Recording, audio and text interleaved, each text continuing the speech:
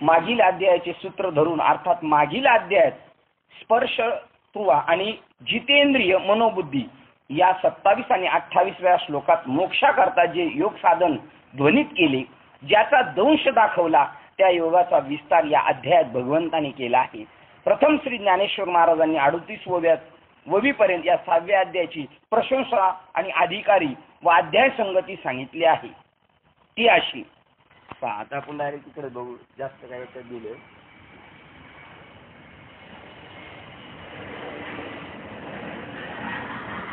मग संजय धृतराष्ट्रास म्हणाला, राजा, आता श्री भगवान अर्जुनाला योग स्वरूपाबद्दल जो आपला अभिप्राय सांगतील तोच ऐक. देवाने अर्जुनाला सहज ब्रह्मरसाचे पारणे केले. तो त्याच वेळी आम्ही येथे पाहुणे म्हणून प्राप्त झालो. मी आपल्या दैवाची थोरवी किती आहे हे जाणत नाही. ज्याप्रमाणे तहान लागलेल्या मनुष्याने पाणी पिण्याकरता म्हणून पाण्याचे भांडे तोंडी लावावे, ते चाखून पाहतो तो तेच अमृत आहे असे कळावे. ही जी धृतराष्ट्राची संजयाची स्टेप आहे, ही सगळी आपली सगळ्यांची, पण आपल्याला जर कळाली तर का काय म्हणून आपण गेलो होतो. जगात सगळे म्हणतात गुरु करायचे म्हणून आपण बी गुरु करायला गेलो का. आपल्याला एवढं माहित होतं गुरु म्हणजे साक्षात असे असतात, त्यांचं सामर्थ्य असो, ते ईश्वराचं दर्शन करून देतात. काय नाही, लोक म्हणतात गुरु करून जन्माला आल्यानंतर गुरु केल्याशिवाय राहू, म्हणून आपण बी करायला गेलो. पण हाताला काय लागलं आपल्या ते वर्णन करतात बघा. अर्जुनाबद्दल देवाने अर्जुनाला ब्रह्मरसाचे पारणे केले. त्यावेळी आम्ही तेथे पाहुणे प्राप्त झालो.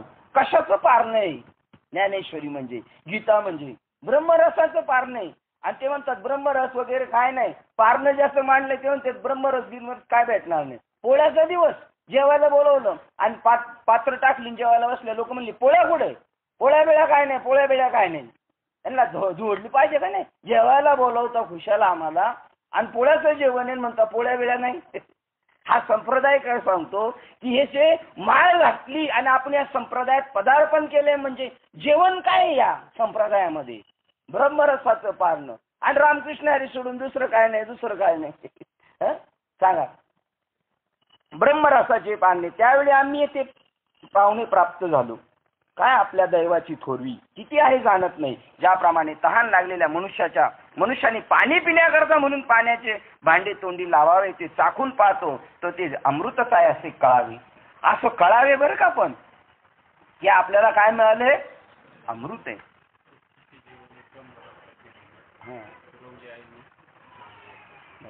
ब्रह्मरसाचं जेवण आहे.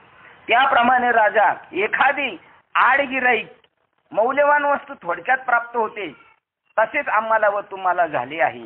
कारण परमात्म तत्व सहज प्राप्त झाले. मी सांगतोय कोणाला? धृतराष्ट्राला सांगतो. काय पाळी सज्जनांवर. सज्जनांनो पाळी काय आलेली? कोणाला सांगावं लागतंय? आंधळ्याला जीवाला सांगावं लागतं. बाबा असे तुम्हाला आमचं काय झालं, ओळी बघा काय, तैसे आम्हा तुम्हा झाले, हे आडमुठी तत्व फावले.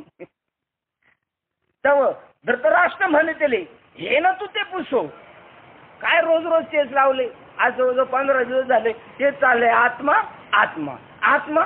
दुसरं काय आहे का नाही याच्यामध्ये? याच्यात दुसरं काय नाही, आत्माच आहे.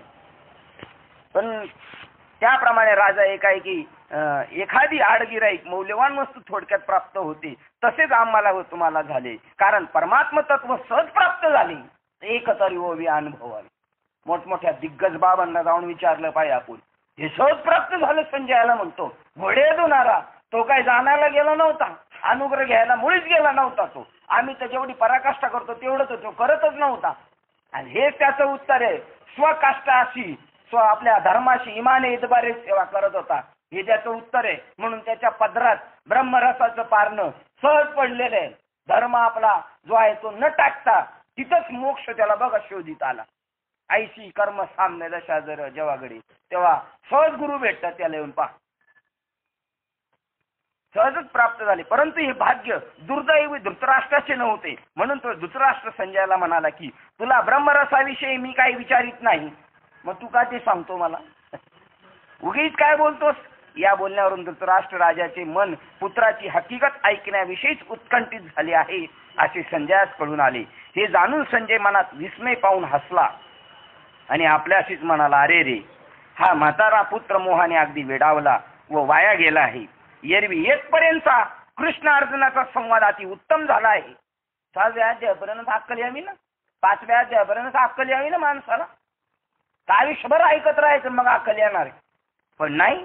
परंतु ते तसे कसे होईल, या संवादाची गोडी याला कोठून लागणार. कारण गुंजाबाबा याला दृष्टांत देतात. भुंगे असतात, भुंगे एक मकरंद सेवन करणारे असतात, दुसरे लाकडं फोडणारे असतात आणि तिसरे गोट्या लोटणारे असतात. त्या गोट्या लोटणाऱ्यांना काय कळणार आहे यांना.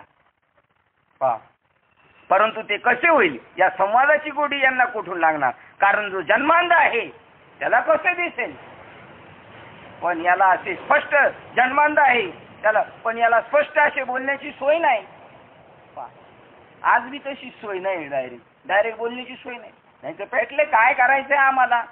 20 गाव 30 गाव, भिकाऱ्याला 40 गाव.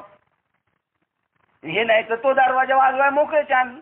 आपण कुठे गेले तर याच अँगल मधून जावं लागेल. तुम्ही कोणत्या दरवाज्यात गेले तिथं आपली मनाचा शांतपणा बाजूला ठेवून साधू सांगतो त्याच वाटेने गेलं तर ती गोष्ट होणार आहे. एरवी मनाच्या जोगाने ती गोष्ट होणारच नाही. एवढं नासून बी चालले. मनोमार्गे गेला मुकाला, मनोमार्गे गेला तो तेथेच मुकाला. आणि हरिपाठी शिरावं ना, म्हणजे एवढं नको कळायला. एवढी मंद बुद्धी कशी का. हरिपाठी शिरावला म्हणजे हरिपाठ सांगतो, ज्ञानेश्वरी सांगते, भागवत सांगते तसं वागावं. आपल्या मनाने उड उड उड पळत नाही सुटायचं. पण नाही. त्याचं कारण बाप भाग्य कैसे कर्मच असतंय माणसाचं. काय करणार. मेलेल्या माणसाच्या तोंडात अमृत टाकलं तर आता त्याने घेतलं पाहिजे ना. घेत नाही याचा अर्थ संपला त्याचा आयुष्याचा. जन्मांधाला कसे दिसेल, पण याला अशी स्पष्ट बोलण्याची सोय नाही. कारण त्याच्या मनात राग येईल. म्हणून संजय उघड रीतीने स्पष्ट बोलण्यास भ्याला.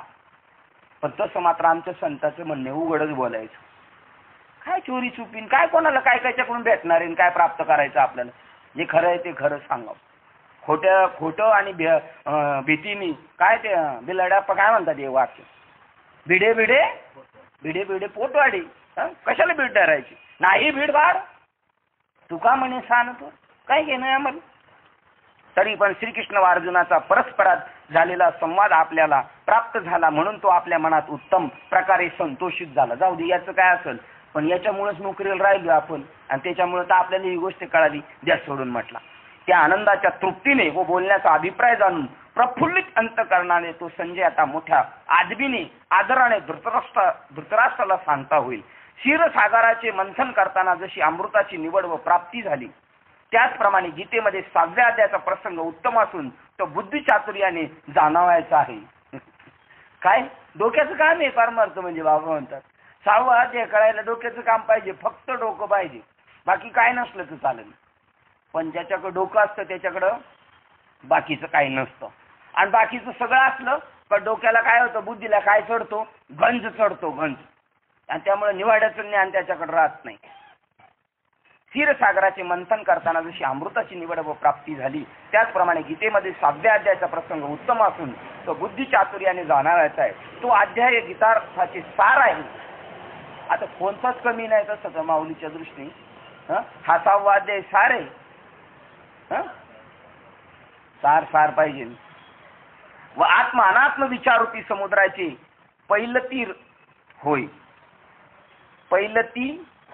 8वा जणू काय योग संपत्तीचे उघडे केलेले कोठारच आहे, जे आदिमायेचे विश्रांती स्थान आहे व ज्या ठिकाणी वेदांनाही मौन धारण करावे लागते आणि ज्यापासून गीतारूपी वेलीच्या अंकुराचे स्वरूप वाढीला लागले, तो हा 6वा अध्याय असून त्यावर सर्व अलंकाराधिक साहित्यांनी परिपूर्ण असा सांगितला जाईल. म्हणून तो चित्त देऊन ऐकावा. माझे हे बोल शुद्ध प्राकृत आहेत खरे, परंतु ते सहज लिहिल्याने अमृतालाही प्रतिज्ञापूर्वक जिंकतील अशी रसभरीत अक्षर रचना मी करीन. बघा काही लोक असे ते संस्कृत काय बोलतीच नाही, ओवी वाचती नाही. माऊली म्हणतात त्याचं काय तुम्ही सांगता, इथं काय त्यांनी कशाशी तुलना केलेली. माझे बोल प्राकृत आहेत, पण संस्कृताला सुद्धा अमृताला सुद्धा लाजवेल. कारण ती संस्कृतवाणी आहे ना, ती देववाणी म्हणतात. बरं ही देववाणी आहे, मग ही कोणाची वाणी आहे? संस्कृत वाणी देवे केली आणि एर काय चोरापासून आली. सांगा बरं.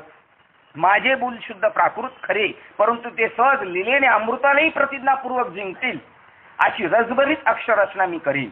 ज्या बोलण्याच्या मृदूपणाच्या मनाने पाहिलीत असता सप्त स्वरापासून होणारा आनंदही कमी दिसेल व ज्या अक्षरांचा चित्ताकर्षकपणा सुवासाचे सामर्थ्यही नाहीसे करीन. पहा की अक्षरांच्या रसाळपणाच्या आशेने कानाला सुद्धा जिभा उत्पन्न होतील. आशा या शब्दामुळे इंद्रिय आपापसात कलह करू लागतील. कारण का? कानाला जिभा फुटल्यावर कान म्हणाल माझा विषय मी घेणार, तू का आला इथं? अशा प्रकारचे त्यांच्यामध्ये प्रतिस्पर्धीपणा चालेल. लक्ष्मणाचं आणि भरताचं नेहमी हे चालायचं का?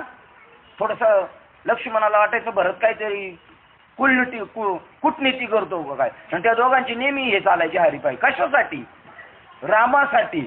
लक्ष्मणाला वाटायचं मी जास्त भक्ती रामाची सेवा करेन आणि मी त्यांच्या मुखाजवळ प्रथम राहील, आणि भरत इकडून असा राहायचा.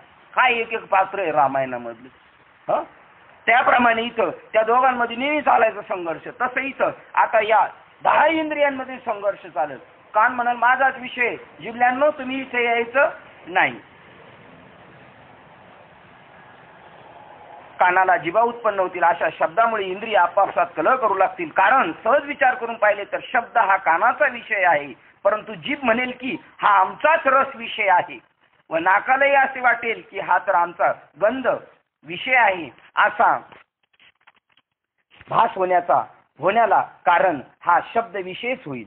माझ्या अपूर्व सुंदर अक्षर रचनेची पद्धती नवलपूर्वक आहे, कारण की बोलण्याची नुसती सरणी पाहून डोळे तृप्त होतील आणि ते म्हणतील की हे बोल नसून हे प्रत्यक्ष रूप विषयाचे कोठारच उघडलेले आहे. जेव्हा शब्द जुळून संपूर्ण वाक्य बाहेर पडेल, अर्थबोधक पदरचना तयार होईल, तेव्हा इंद्रियांना मागे टाकून मनच बाहेर धाव घेईल आणि आपले बाहूही त्या वाक्याला आलिंगन देण्याला सरसावतील. याप्रमाणे सर्व इंद्रिय आपापल्या स्वधर्माप्रमाणे स्वभावधर्माप्रमाणे त्या बोलायला झोमतील, परंतु तो शब्द ही सगळ्यांची सारखी समजूत पटवून देईल. ज्याप्रमाणे एकटा सूर्य सर्व जगाच्या व्यवहाराला प्रवृत्त करतो, त्याप्रमाणे शब्दाचे व्यापकपण अलौकिक आहे असे समजावे, आणि जो त्याचा अर्थ विचारपूर्वक तात्पर्य जाणणार आहे त्याला त्याच्या ठिकाणी चिंतामणी सारखे गुण आढळून येतील. हे असो काय वाक्य येते म्हणतात, हे एक अक्षरातलं सामर्थ्य सांगतात. जो या शब्दाचा अर्थ विचारपूर्वक जाणतो त्याला एक एक अक्षर चिंतामणी सारखं वाटेल. म्हणजे चिंतामणीकडे जे जे चिंतलेलं मागू त्या सगळ्या गोष्टी प्राप्त होणार. हे असो अशी शब्दरूपी हीच मोठाली चांगली ताटे व त्यात मोक्षरूपी पक्वान्न वाढलेली आहेत. ही शब्दरूपी ताटे ज्ञानेश्वर महाराजांची आणि त्याच्यात मोक्षरूपी पक्वान्न वाढलेली अशी ही ग्रंथ रचनारूपी मेजवानी मी निष्कामी जनांना केलेली आहे. आता काय करणार ज्ञानेश्वरी? लोक असंच म्हणणार ज्ञानेश्वरी अवघडी, आणि ज्याला कळली तो बी म्हणाल मला कळल्यासारखं वाटते ना. आपली येडगे बाबा म्हणतात कळल्यासारखी वाटते पण आकलन होत नाही. कोणासाठी करून ठेवले? निष्कामी जनांसाठी, ज्यांना कशाचीच अपेक्षा नाही एक ईश्वर सोडून, त्यांनाच ही भाषा समजणार. एरवी समजूच शकत नाही, कारण ही सांकेतिक भाषा ज्ञानेश्वर महाराज म्हणतात चोरच्या पेटींच्या हातात सापडली तर याचा बाजार करून ठेवतील. या मेजवानीत उजेडा करता नित्य नवी अशी जी आत्मज्योती हीच कोणी एक ठाणवही करून त्या उजेडात जो इंद्रियांना न कळता मेजवानीचे सेवन करील त्यालाच कैवल्य रसाची प्राप्ती होईल. कोणाला कळेल? काय वाक्य ओळ कोणती? 23 क्रमांकाची ओळ बघा. आता आत्मप्रभा ओळ क्रमांक आत्मप्रभा 16 काय म्हणते बघा. 16 आत्मज्योती. आत्मप्रभा म्हणजे आत्मज्योत थोडीशी पेटलेली. आता आत्मप्रभा नीच नवी तीच करून ठाण देवी. 17 नंबर ठाण दिवाळी करून जो इंद्रिया ते चोरून इंद्रियाला न कळता जेवी तयासीच कळे. या ठिकाणी श्रवणाचे साधन जे कान त्याला पंगस्तीपणा टाकून श्रोता व्हावायच पाहिजे व कैवल्य रसाचा श्रोत्यांनी केवळ मनाच्या साह्याने उपभोग घ्यावा. मनाचा सुद्धा पंगुपणा आहे, मन आपलं कानाचा सुद्धा पंगुपणा आहे. डायरेक्ट मनानेच हा विषय कॅच केला पाहिजे. वरवर असलेली शब्दरूपी टरपले कवचे प्रथम काढून टाकावीत व त्या शब्दाची लाक्षार्थभूत असलेल्या ब्रह्मस्वरूपाशीच तद्रूप व्हावे. मग स्वस्थपणाने सुखामध्ये रंगून जावे, सुखाची गोडी घ्यावी. अशा प्रकारे मनाला जर सूक्ष्मपणा येईल तरच त्याचा उपयोग होईल. नाही तर सर्व गोष्टी मुक्याने सांगितल्या आणि बहिऱ्याने ऐकल्या अशा निष्फळ होतील.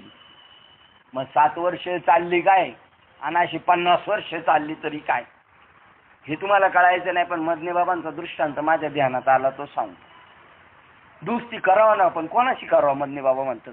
आता नंतर कळतं कोणाशी दुस्ती करावं, जा हाताला चटके बसतात तेव्हा. तोवरी रे तोवरी मैत्रत्वाच्या गोष्टी, जवळ नाही अर्थीशी संबंध आला बाप्पा तोपर्यंत कळत नाही मैत्री काय. तेव्हा मैत्री करावी माणसाने, पण जरा सारखे वारकेशी करावं ना. सारखा वारका भेटला तर कसं काय जमल, नाहीच भेटत. ते म्हणले एकाने आंधळ्यानी आणि बहिऱ्यानी दोस्ती केली आणि दोघांनी दोस्ती केली आणि समोर जो महाराज दिसत त्याचं नाव घेणार. ते म्हणले नांदेबाबाचा भुईमुख चोरायला जायचं. कोणी ठरवलं? आंधळ्यानी बहिऱ्यानी. हा, आणि गेले दोघं जण चोरायला. आता आंधळ्याला सांगितलं जा तू शेंगा उपटून आण आणि मी मालक आला का लक्ष ठेवतो कोणी आलं का, असं बहिरा इकडं म्हण. आणि आंधळ गेलं. त्याला आंधळ जे जन्मांध त्याला काय माहिती शेंगा कुठे येतात. ते असं चापते चापते चापते आणि ते काय म्हणतोय त्या बहिऱ्याला, हे सगळा पाला पालाच आहे. आणि त्या बहिऱ्याने ऐकलं मालक आला, हे तुमच्याकडे चालू झाली. शेंगा राहिलं आणि सगळं बाजूला राहिलं.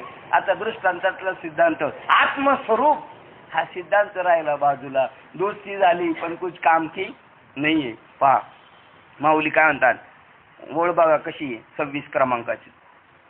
ऐसे हळू पारपण जरी. कसं हळू अर्पण? मनाला बुद्धीला न कळता इंद्रियाला न कळता त्या विषयाशी डायरेक्ट झोंबायचं. म्हणजे उदाहरण माऊली हरिपाठामधलं देतात. हा भ्रमर गुंतले सुमन कळिके. ते कमळाचे पानावर बसतं आणि मकरंद सेवन करतो, पण त्याला त्या कळत नाही त्याची गोडी. आणि याच्यावर तुकोबरायाने अभंग केलं. येतो का बाबा तुम्हाला? कुमोदिनी काय जानी परिमळ भ्रमर सुमन भोगीतसे. कुमोदिनी काय जानी, कमळाला त्याच्यातल्या मकरंदाची गोडी नाही. भ्रमर सेवन करता आल्हा त्याला न कळता तशी ती संवादाची गोडी. पहिल्या अध्यायात सुद्धा सांगितलं श्रवण करताना सुद्धा, जसं भ्रमर काष्ट भेटतं पण ते दुसऱ्या कशाने गुतत नाही, त्याप्रमाणे आल्हाद सेवन करायची या ग्रंथाची पद्धत आहे. काय वाक्य? ऐसे हळुवारपणे येईल तरीच ते उपयोगा जाईल. एरवी आघवी गोठी होईल मुकिया बहिऱ्याचं. म्हणजे कीर्तन केलं मुक्याने ना ऐकलं बहिऱ्याने, असं प्रकार होणार आहे. अशा प्रकारे मनाला जर सूक्ष्मपणा येईल तरच त्याचा उपयोग होईल. नाही तर सर्व गोष्टी मुक्याने सांगितल्या आणि बहिऱ्याने ऐकल्याप्रमाणे निष्फळ होतील. परंतु आता हे सर्व राहू दे. श्रोत्यांची चिकित्सा व निवड करण्याची आवश्यकता नाही. करून तर सगळं झालं आणि आता परत निवड करायची नाही. कारण सामान्यतः जे निष्काम पुरुष असतील ते स्वाभाविक या विषयाचे अधिकारी आहेत. जर निवड करायची नाही परत निवडच झाली परत. ते निष्काम कसे म्हणशील तर निष्काम कसा होतो माणूस?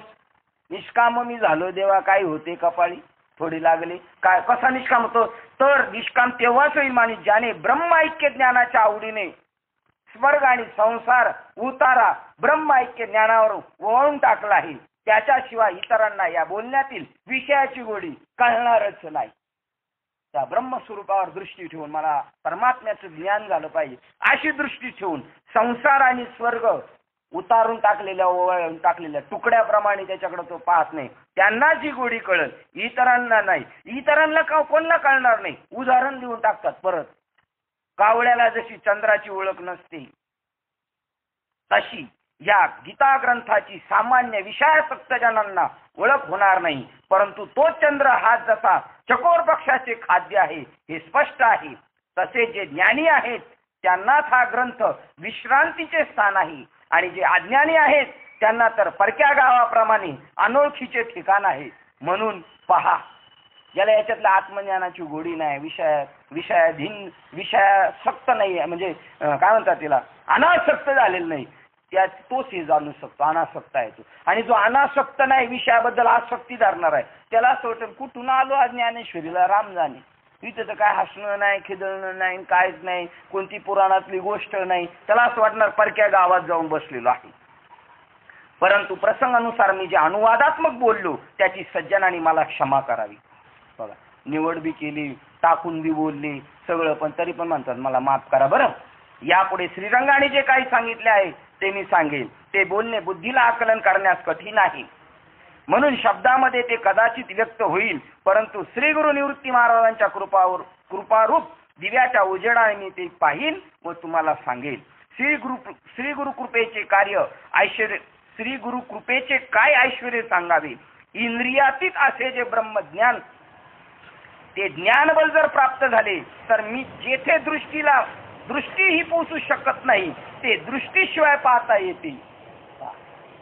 संतांचे सामर्थ्य.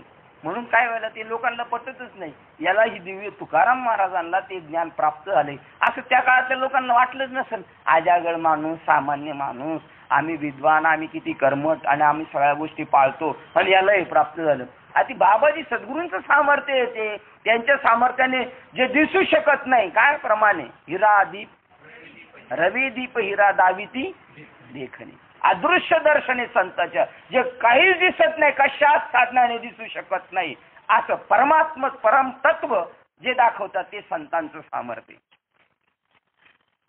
आणि यालाच उदाहरण आहे ना, अनेक नोहे ऐसे बळ नोहे अनेकांच्या हाती. त्याचं पहिलं काय चरण आहे, पाप ताप दैन्य जाय उठा उठी झालिया भेटी हरिदासाची. ऐसे बळ नोहे अनेकांचे, तप तीर्थ दान जगी दान व्रत, काहीच नाही करायचे, त्याच्यात सामर्थ्यच नाही. हे साधूचं सामर्थ्य फक्त. जर दैवयोगाने परीस हाती लागला आला तर किमयागारासही न मिळणारे उत्तम सोने लोखंडातच सापडेल. काय वाक्य.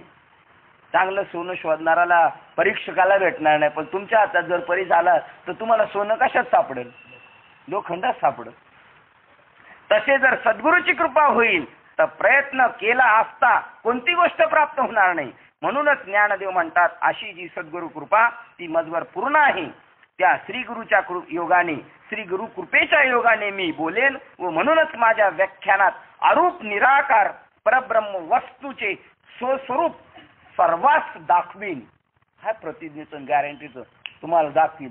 हे बाबांचं वाक्य बरं का. असं बाबा म्हणतात 5 लिटरचा घासलेटचा डबा बाजूला घेऊन बसायचा. ज्ञानेश्वर महाराज ज्ञानेश्वरीमध्ये सांगतात, भागवतामध्ये नाथबाबा सांगतात, तसा जो देव आहे तसा देव तुम्हाला अनुभवाला आणून देईल. आणि त्याच्यात जर मी कमी पडलो तर या मंडपातून या बोला बाहेर जाऊ द्यायचो. हा 5 लिटरचा घासलेटचा डबा या बोवर टाकून पेटून द्यायचा. आणि परत मी कागदावर, कोऱ्या कागदावर लिहून देतो, हे मी माझ्या मनाने केले, त्यात तुम्ही जबाबदार नाही. म्हणजे तुम्ही परत गुंतून जायला नको. किती गॅरंटीचं बोलणे. तुम्हाला भेटेनच.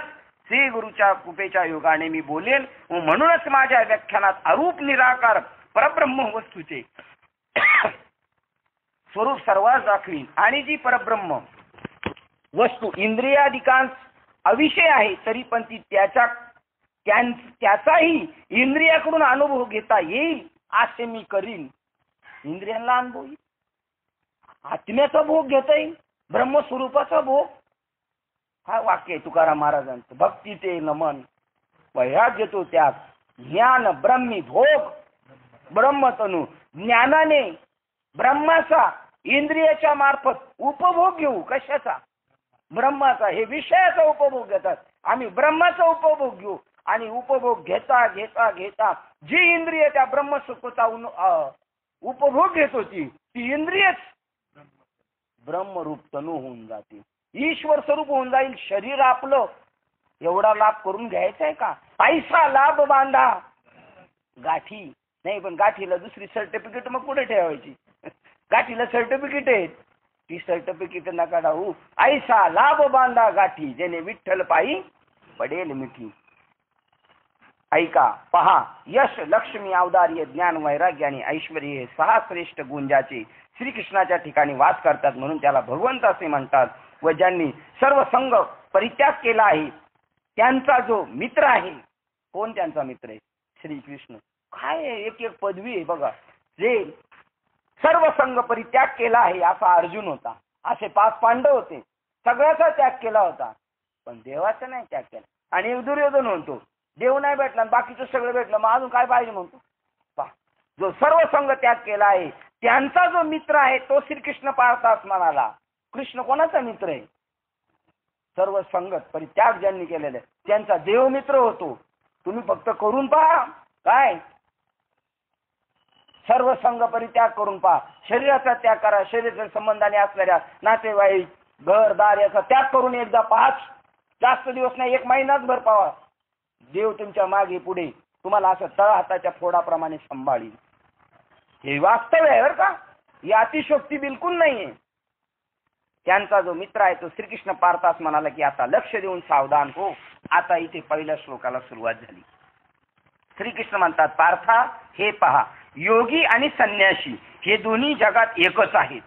कुठे गेलं तर 2 नाही सांगितलं. अर्जुनाची बुद्धी हे वेगळं ते वेगळं. जसं वेगवेगळं दिसलं का वेगवेगळं. तो एखाद्या कीर्तनाला अभंग घेतला कोणतो, बाबा हा अभंग लय चांगला आहे, कोणता आहे मला द्या पाठ करायला. अरे अभंग सगळे चांगले आहेत, सगळं एकच सांगतात, वेगळं काय सांगत नाही. त्याप्रमाणे योगी आणि संन्यासी, मागे कर्मयोगी आणि कर्म संन्यासी, हे दोन्ही सारखे. एक पिपिल्य का मार्ग, एक विहंग मार्ग, हे सगळं दोन्ही एकच आहे. इथं सांगतात हे दोन्ही एकच जगात आहेत.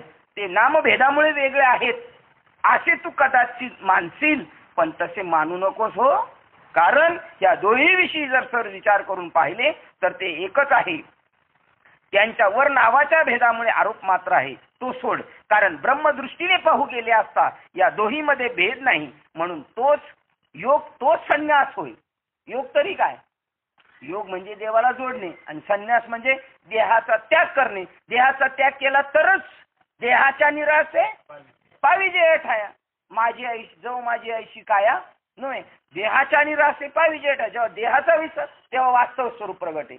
अजून एक प्रमाण, मी देह हे सर आहे उरला उरे विठ्ठल. देह बुद्धी गळाली, आत्मबुद्धी तयार आहे.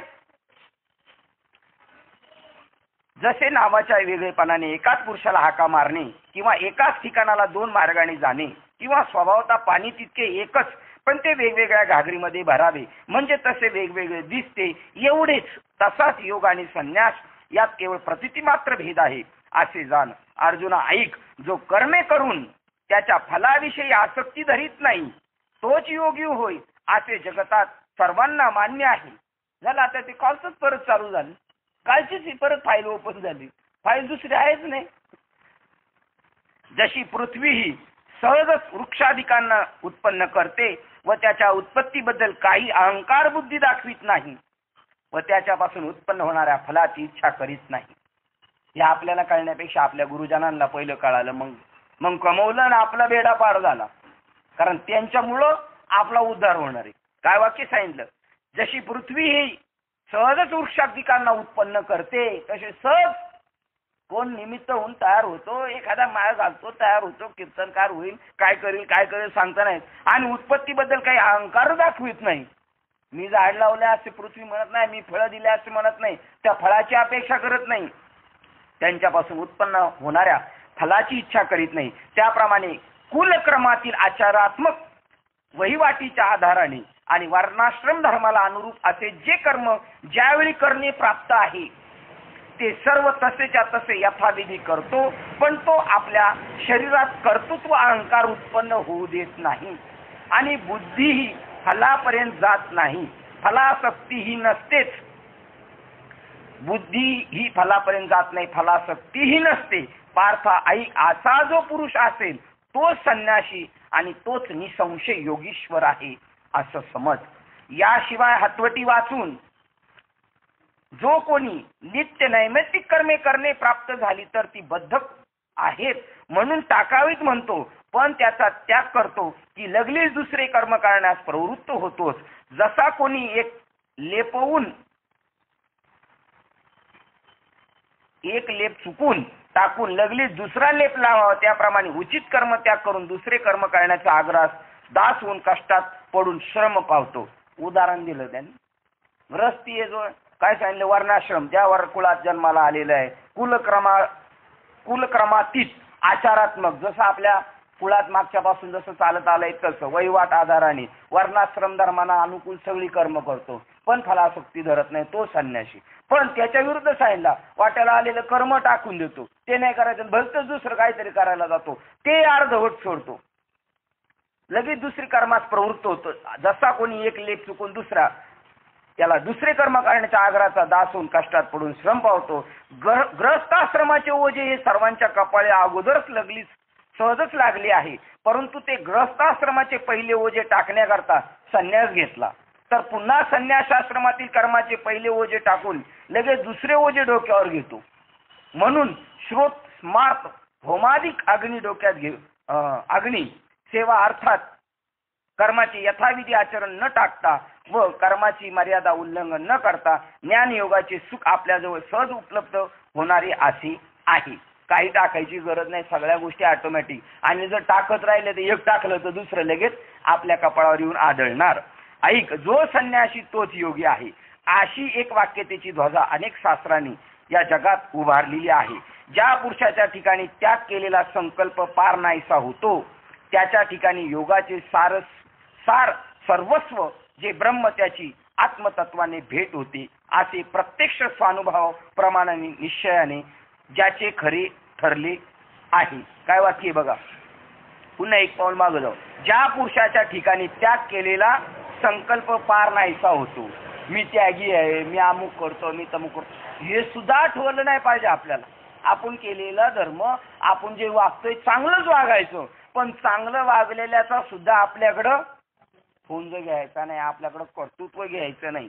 ज्या पुरुषाच्या ठिकाणी त्याग केलेला संकल्प पार नाहीसा होतो, त्याच्या ठिकाणी योगाचे सार सर्वस्व म्हणजे जे ब्रह्म त्याची आत्मतत्वाने भेट होते, असे प्रत्यक्ष स्वानुभव प्रमाणाने निश्चयाने ज्याचे खरे ठरले आहे. पार्थ, आता अशा प्रकारे योगरूप पर्वताच्या माथ्यावर ज्यास जाऊन पोहोचण्याची इच्छा असेल, तो या कर्म मार्गरूपी जिन्यास कदाचित चुकेल, पण चुकू नये हो.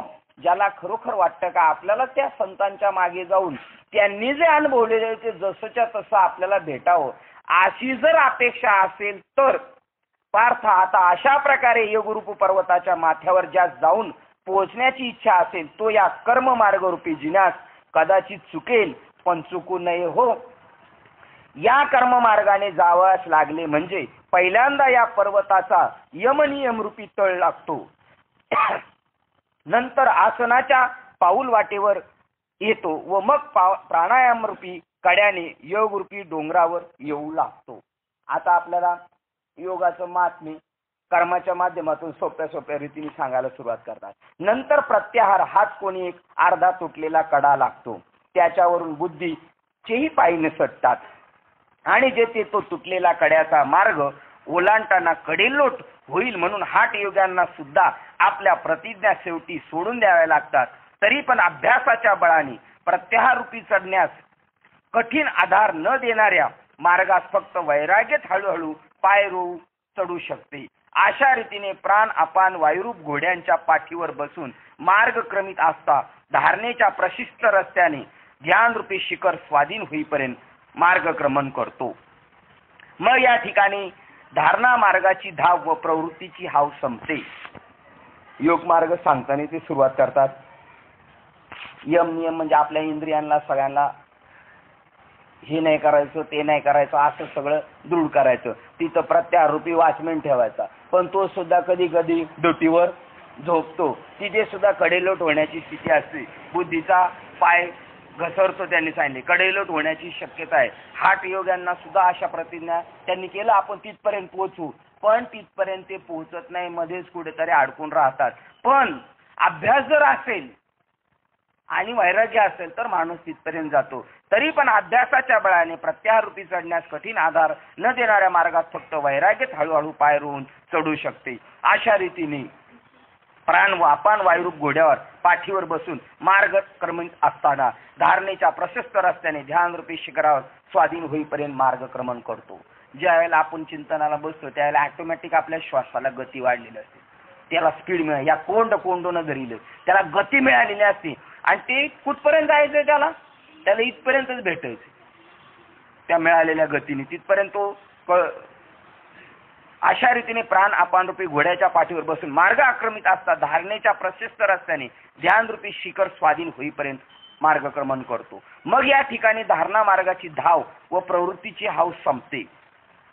तिथं पोहोचल्यानंतर त्या शिखरावरती कुठं शिखरी दान मिळते आहे ते म्हणलं. मग तिथे गेल्यानंतर सुखे मी निजलो का, तिथं प्रवृत्तीची सुद्धा पळापळ थांबली. मला काही कर्तृत्व करायचंय.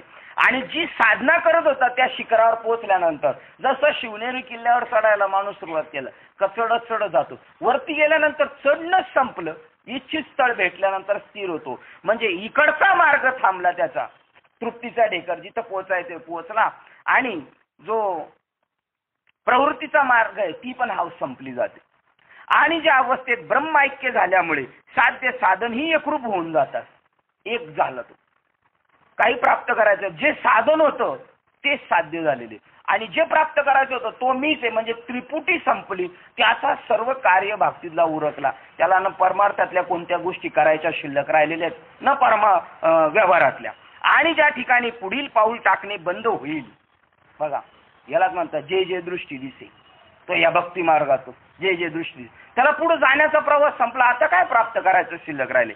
आणि ज्या ठिकाणी पुढील पाऊल टाकणे बंद होऊन मागील कशाची आठवण राहत नाही. हा कृतार्थ ही कृत्य झालो. इच्छा केली ते पाऊल. आता काही करायचं राहिलं नाही. आता कोठे दावे मन तुमचे चरण देखलिया.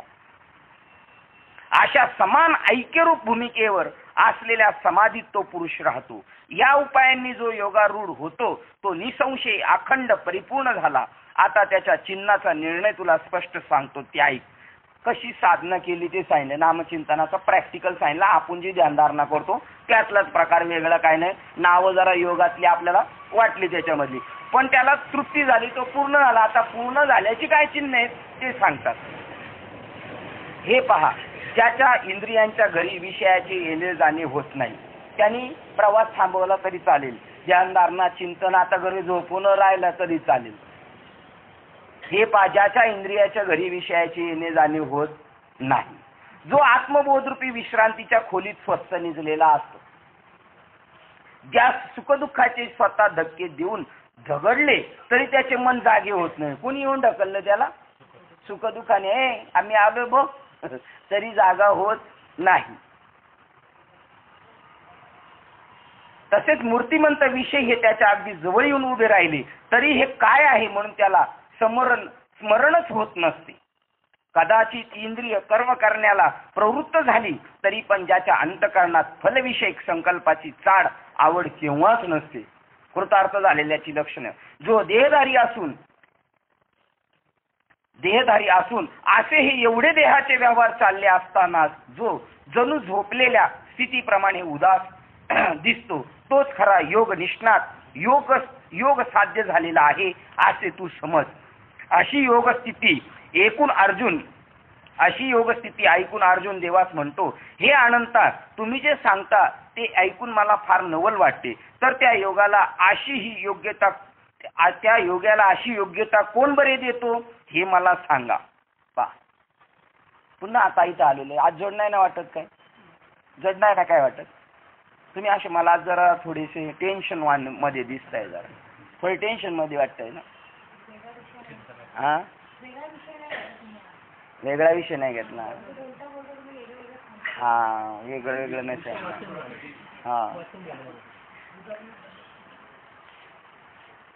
हा, मागचा जो श्लोक झाला ना ते बघा. त्याचा पुन्हा एक सांगतो. ध्यान योगावर आरूढ होण्याची इच्छा करणाऱ्या मुमुक्ष ग्रहस्थाला फलनिरपेक्ष कर्मानुष्ठान हे साधन सांगितले जाते. पण तोच मुनी कर्माभ्यासाने योगरूढ झाला असता त्याला क्षम म्हणजे मनोनिग्रह आणि कर्मापासून उपशम पावणे हे कारण साधन सांगितले जाते. आपल्याला जे नाम साधन सांगितलं तेच इथं सांगितलं योगांना. किडा पिंगळा सुषुम्ना आपल्याला ते सांगितलं नाही कारण ते आपल्याला कळालं असतं पण आपल्या आजी आजोबा अज्ञानी लोकांना कळणार नाही म्हणून सोपा मार्ग साधू संतांनी सांगितला. तैसे नव्हे नाम सर्व मार्गावरिष्ठ, येथे काही कष्ट न लागती. साधन सोपं, फायदा तोच, फायदा सेम. जो योगांना फायदा होतो तोच. पहा उदाहरण काय, नामामृत गोडी वैष्णवाला दली आणि योगिया साधली जीवन कळा. आत्मस्वरूपाची त्यांनाही प्राप्ती यांनाही प्राप्ती. प्राप्तीची लक्षणं साधन भिन्न आहे भिन्न बी नाही आहे तसं साधन येत. उलट त्यांच्यापेक्षा आपल्याला वरचढ साधन दिलं, एकदम वरचढ. तैसे नवे नाम, कारण त्याच्यात इडाम पिंगळान हे बी काही सांगितलं नाही. डायरेक्ट तुम्ही नामचिंतन केलं त्या सगळ्याच्या सगळ्या प्रक्रिया जशाच्या तशाच होतात, त्याच्यामध्ये काही न्यून अधिक राहत नाही. आणि ती गोष्ट झाल्यानंतर त्याच्यात बदल झाला. कसं काय तो त्याला प्राप्त झाला? जसं अख्खा दिवस काम केल्यानंतर जेवढे पैसे घेऊन आला त्याच्यावरून त्याच्या कुटुंब समाधानी दिसते, घर व्यवस्थित चालतं, म्हणजे पगार पाणी बरा दिसतोय. हे जसं आहे तसं ही साधना केल्यानंतर तो कृतार्थ झालेला आहे. त्याच्याकडे विषयाचं येणं जाणं नाही. सुख दुःख आली आणि मोठमोठ्याले दुःखाचे डोंगर जरी त्याच्यावर आदळले, कालच तो विषय झालेले, तरी पण त्याला त्याच्या गोष्टीची कशाची जाण नाही. देहात असून हे सगळे व्यवहारही तो करतो, पण त्या व्यवहाराशी तो स्वतःचं कर्तृत्व घेत नाही. मी केला अशा प्रकारचं त्याला नाही. हे ऐकून मला नवल वाटले. मग ती कोण देतो त्याला? आता कोण देतो? ते आपलीच आपण कमवायची. देणारा आणि घेणारा या जगात दोन वाहेच नाही. देणारा सुद्धा तोच आणि घेणारा सुद्धा तोच. पहा उदाहरण काय सांगितलं. यांनी विचारलं ही एवढी स्थिती त्याला कशी काय प्राप्त झाली? विषयाची त्याला नाही, सुख दुःख आम्हाला थोडंसं काय झालं तर आणि यांना काहीच नाही. हे कोणी दिलं त्याला? कोणी दिलं? दिलं नाही त्याला. बघा, आत्म्याने आत्म्याला उद्धरावे. काय वाक्य? श्लोक क्रमांक 5. आत्म्यानेच आत्म्याला उद्धरावे. आपणच आपला उद्धार करावा, दुसरा कोण करणार आहे? संसार सागरातून वर काढावे कोणी? आत्म्यानेच आत्म्याला संसार सागरातून वर काढावे. आत्म्याला अधोगतीस पोचू नये, आपणच आपलं नुकसान करू नये. तुका म्हणे ही तर होय तो व्यापार करा, फार काय शिकवावे, का हुशार आहे धंद्यामध्ये.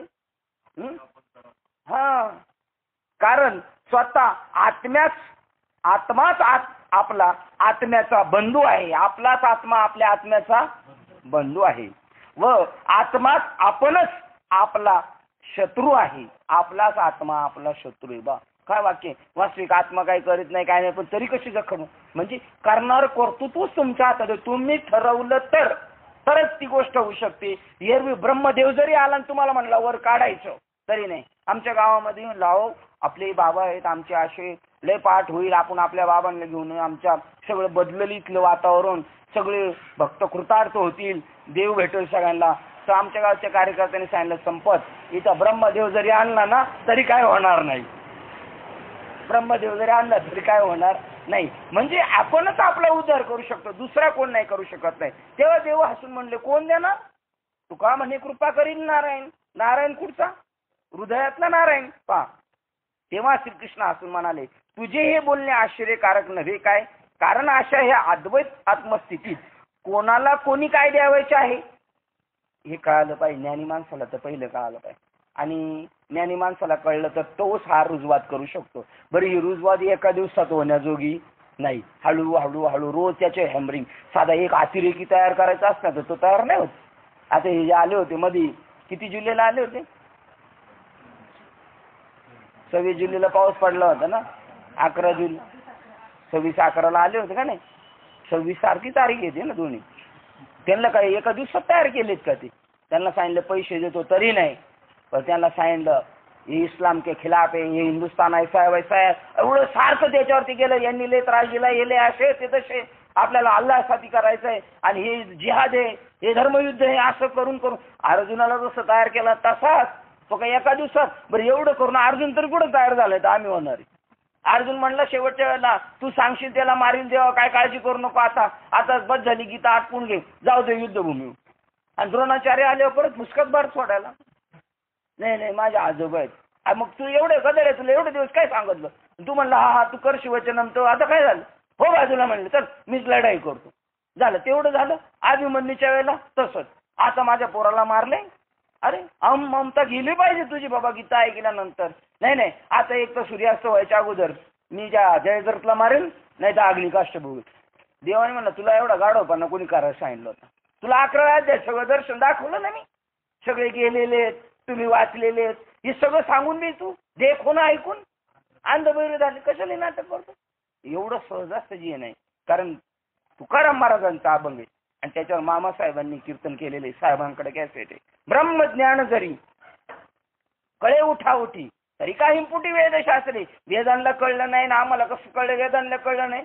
अरे तरी काही पुटी वेदशास्त्रे. हे ब्रह्मज्ञान सहजासहजी कळत नाही. याच्यासाठी जप, याच्यासाठी तप, हे सगळे तीर्थाची भांडणं, फिरणं, कीर्तनकार बाबाच्या जाऊन पायाजवळ बसणं, तीर्थयात्रा करणं, हे सगळे याच्यासाठी आहे. ध्यान धारणा काय ब्रह्मज्ञान जरी करे उठाउठी. आणि जर कळलंच, थोडस कळलं एकदशी, तरी तात्काळच कळे अभिमान. थोडस कळलं तरी पाहते म्हणतात कोण देणार.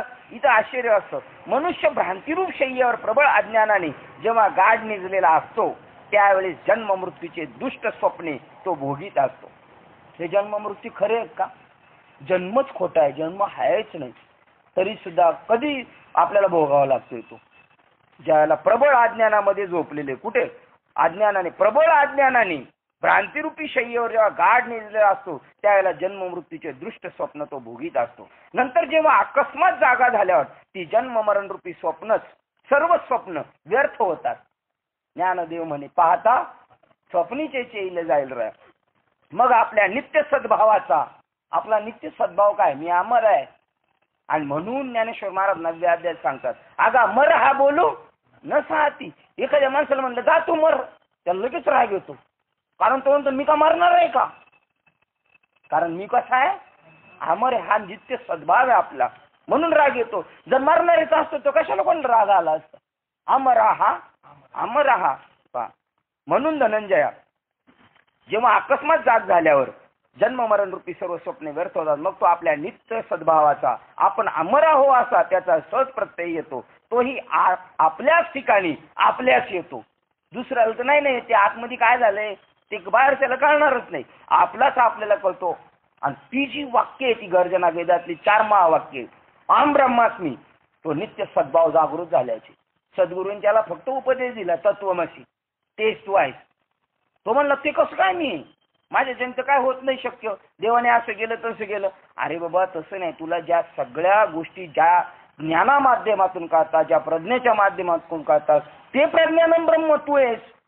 खाल्लेलं तिखट लागलं, गोड लागलं, मान झाला, अपमान झाला, हे सगळं ज्या संवेदनेने ज्याच्यामुळे कळतो ते चैतन्य आहे ना, ती प्रज्ञानम ब्रह्म तू आहेस. मग म्हणलं प्रज्ञा म्हणजे बुद्धीच आहे का?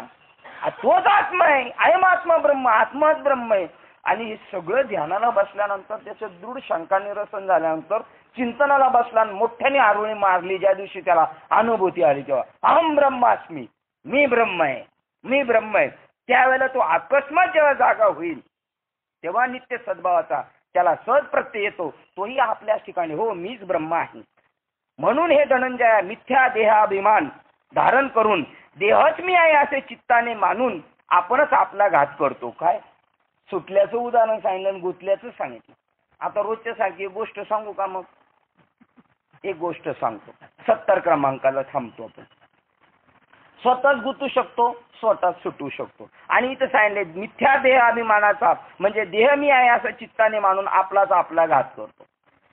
कोणी मला का आज दुपारी तांबे काकाने आठवण करून दिली होती. म्हणे विचार करा, विचार करा, चांगला विचार करा, चांगला विचार करा. हे ऐकलं त्यांनी बऱ्याच वेळा. आणि उन्हाळ्यामध्ये गावाला गेला. आणि उन्हाळ्यात गावाला गेलो तो का आपल्या बाबाच्या घरी थोडी जातो. तो कुठं जातो? सासरवाडीला जातो, मामाच्या घरी. आंब्याची पेटी घेऊन आणि तिथेच राहतो. उघड आईला जाऊन भेटून येतो टपकन गावाच्या जाऊन, आहे की नाही. आणि मग मात्र निघायच्या वेळेस रोज 7 दिवस पाहिलं तर सासूबाई जायच्या का शेतामध्ये, सासरेबुवा जायचे शेतामध्ये. हा आपला उन्हात बसायचा खुर्ची टाकून ओट्यावर. आणि मग तिकडून पंढरपूरच्या त्या म्हशी होत्या त्या तिकडून न्यायच्या, पाण्यावर जायच्या हौदावर. हो, आणि हौदावर जायचा तो त्याला रोज आठवायचं. मी लहान होतो प्रसाद एवढा, तेव्हा आम्ही असं चक्कर करायचो, लोखंडी चक्कर. त्याला चिंध्या बांधायचो, रॉकेल टाकायचो, ते पेटवायचो. आणि इकडून अशी उडी मारली का आम्ही त्या चक्करमधून तिकडे बाहेर पडायचो त्या रिंगमधून. आता मला असं जमेल का त्या मशीनची शिंग पाहिलं? आता मला असं जमेल का? झालं आज शुक्रवार, आता उद्या शनिवार, परवाचं रविवार मुंबईला जायचं. शेवटी शनिवार त्याने विचार केलाच, मारलीच उडी तिकडून म्हशी आल्यानंतर हौदावर जाताना. जसं जाऊन त्या शिंगामध्ये अटकला आणि म्हशीने बोंगा केला. माहिती तुम्हाला बोंगा? नाही माहिती ना? कोण म्हणलं माहिती? गलांटे आजी तुम्हाला माहिती असणार ना, आपण एका शिवलाय म्हणलं. आणि मग त्याला झाडा झुडपाला चांगला फिरून आणला चांगला. आणि मग काय ऐका नाही कोणाला. मग गावातले अर्धान पाटील आले. हे असे जबरदस्त म्हशीला थांबवलं, जावायला बाहेर ओढून काढला. आणि जावायला तो पाटील म्हणतो, हा थोडा विचार तर करायचा ना. तो म्हणला 8 दिवस हाच विचार करीत होतो. कसला? गुतायचा का सुटायचा करायचा? नको नको म्हणा.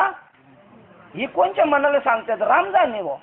नको नको म्हणा म्हणजे मी अरुण बाबाला सांगायचं नको नको म्हणा, गुंतू माया जाळी. आपल्या मनाला उपदेश इथं ते सांगतात. अकस्मात जागे आल्यावर आपणच आपल्याला सोडवू शकतो आणि आपणच आपल्याला गुंतवू शकतो. म्हणून हे धनंजय, मिथ्या देह अभिमान धारण करून, हा देह अभिमान खोटा आहे. आता या माणसाच्या योनीमध्ये मी आलो म्हणून मी या शरीराला म्हणेल माझा. उंदराच्या योनीत गेल्यानंतर त्या शरीराला म्हणेल मी माझा. कुत्र्याच्या शरीरात गेलं म्हणणार मी त्याला. तो वास्तव आहे का? तो क्षणभंगूर आहे. त्या मिथ्या देहभानाचा देह अभिमानाचं मान धारण करून देहच मी आहे असे चित्ताने मानून, मग आता आपण देहात का आत्मा आहेत आपण सगळे? नक्की ना? मग तुम्ही एकटेच आत्मा आहे का आजूबाजूचं सगळं जगच आत्मा आहे? सगळं जग आणि तुम्ही एक का दोन आहेत? जा द्या मग. किती पैसे आहेत मला द्या जरा, 50,000 रुपये पाहिजे. नाही ते माझं आहे. ते नाही. ठीक आहे. एक व्यावहारिक सत्ता बी आहे, ती बी साबूत तुम्हाला सांगतो. हे तुकाराम महाराज म्हणतात ना, देह हे काळाचे धन, आणि धन कुबेराचे तरी थोडी आहे का? ते कुबेराचे बी नाही, त्याला बी डिपार्टमेंट ठेवलं. शंकर जर टेम्परवारी आहे, इंद्र जर टेम्परवारी, तर कुबेर कुठं कायमस्वरूपी? त्याला बी फक्त डिपार्टमेंट सांभाळायला दिलं. त्यालाही वाटायला लागलं मी कुबेर. अरे अरे येड्या, तुला फक्त टेम्परवारी बसवलेलं आहे. तुझं काम झालं. खजिनदार म्हणजे कुबेर. सध्या जेवढे खजिनदार असतील पतपिढ्यांचे नाही. पतपिढ्यांचे ते तर कुबेर सगळं माल हडप करतील. नाही तो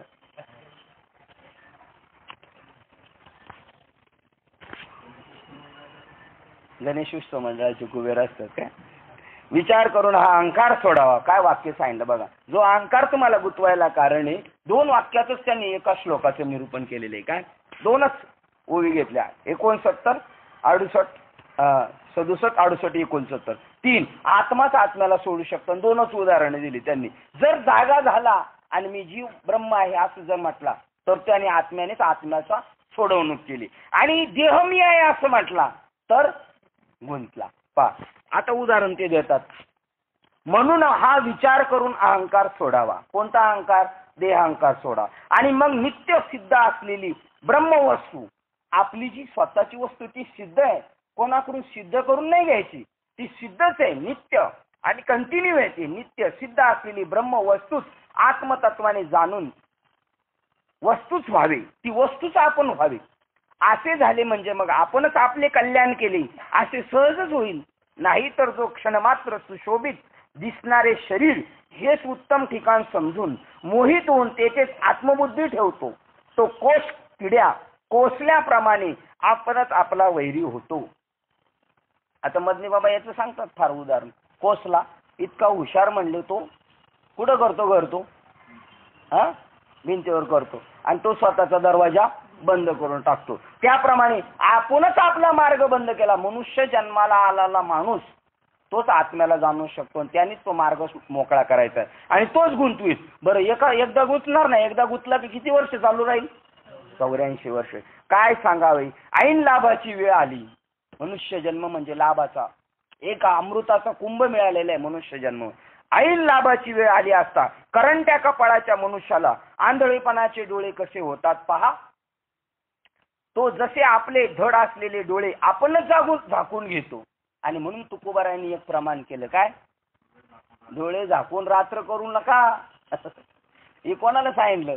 ज्याला उजाडलंय त्याला सांगितलं आता डोळे झाकून रात्र करू नका. म्हणजे ज्याला आत्मस्वरूपावर दृष्टी ठेवायचं टॅक्ट मिळालेली आहे, युक्ती मिळाली संतांच्या कृपेने, त्यांनी आता पुन्हा रिवर्स देहबुद्धीवर येऊ नका. जो आपले धड असलेले डोळे आपण झाकून घेतो म्हणजे वस्तू लाभाला अंतरतो. किंवा एखादा मनुष्य भ्रम झाल्यामुळे पूर्वीचा जो मी तो मी आता नाही, मी चोरलो गेलो, हरवलो असे म्हणतो आणि आपल्या अंतकरणात तसा नसताच आग्रह धरून बसतो.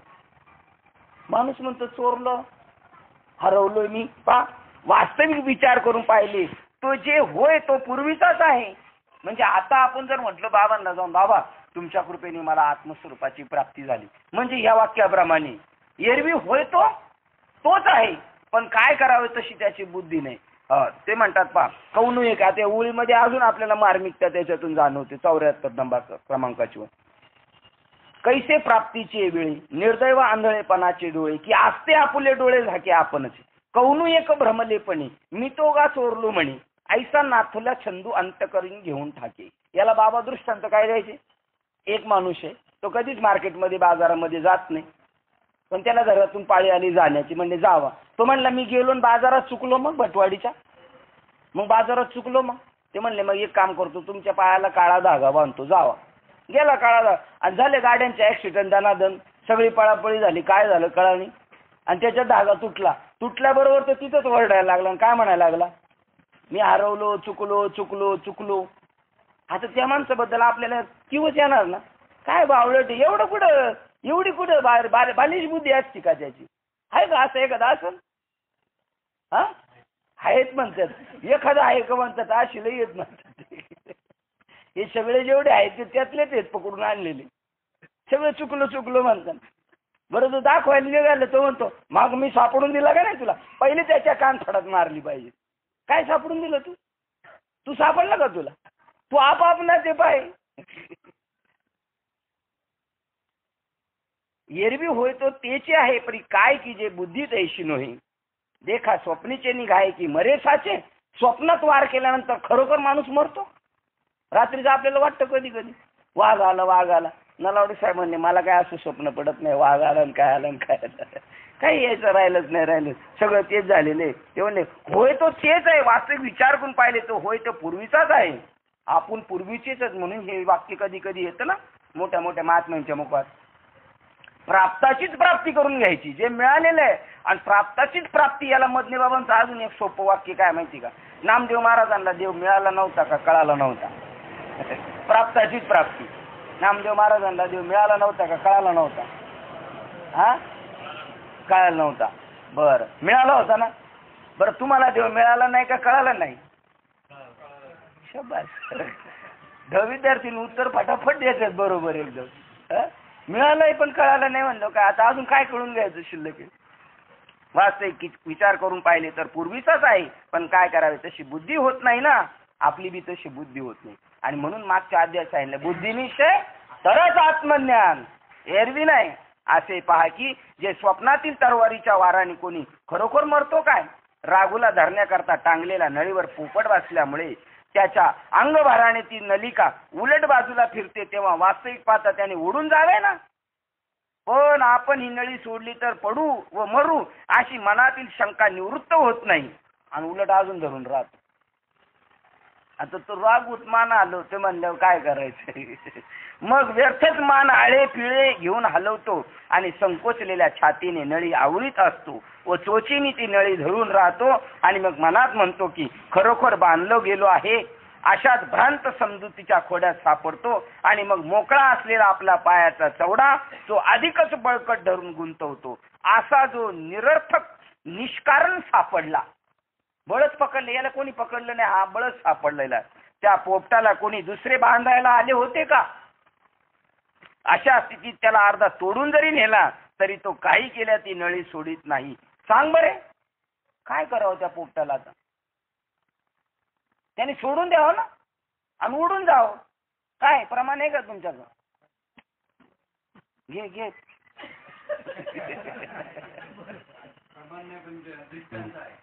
हे प्रमाण म्हणतील तुम्ही दृष्टांत सांगा. तोपर्यंत मी पाणी पिऊन घेतो.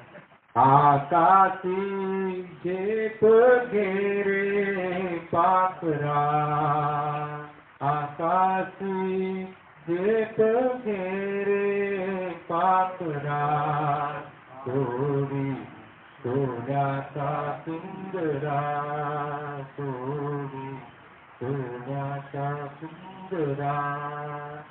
सोडून द्यायला पाहिजे. काय दृष्टांत काय दृष्टांत असं आहे माहित पाहिजे का. गाडो असतात ना ती सगळी बांधत नाही. 2-4 गाडवांना बांधतो आणि बाकीच्या सगळ्यांच्या तो पायाला हात लावतो. ती गाडो जागेवर असते. ती जागेवर त्यांना वाटलं आपल्याला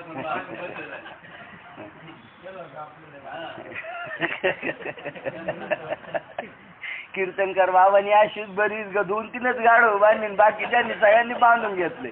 चालली बाबाची दिंडी पुढे हे बी चाललेत सगळे. चला ज्ञानबा तुकाराम ऐकायला आलं. उद्या सकाळी सांगा तुम्हाला.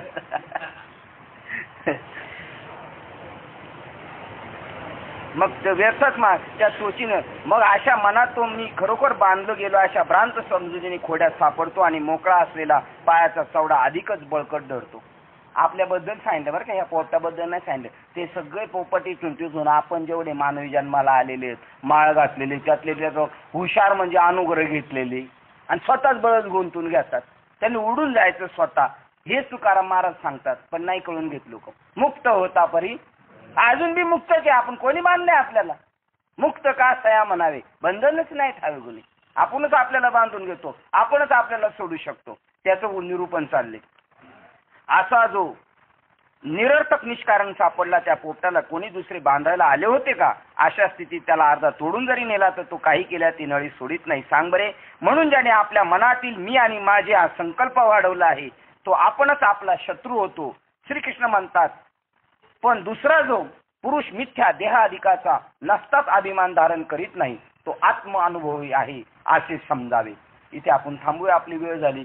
ज्यांनी आपणच आपलं नुकसान केलेले, आपणच आपले शत्रू, आपणच आपले मित्र, आपणच आपल्याला सोडून घ्यायचं. आपली आपण करा सोडवण संसार बंधन थोडा वेगी. खोटं आहे त्या खोट्याला समजून घ्यायचं, खोटं आहे खऱ्याची कास धरायची. याच्या पलीकडे आपल्याला दुसरं काही करायचं नाही.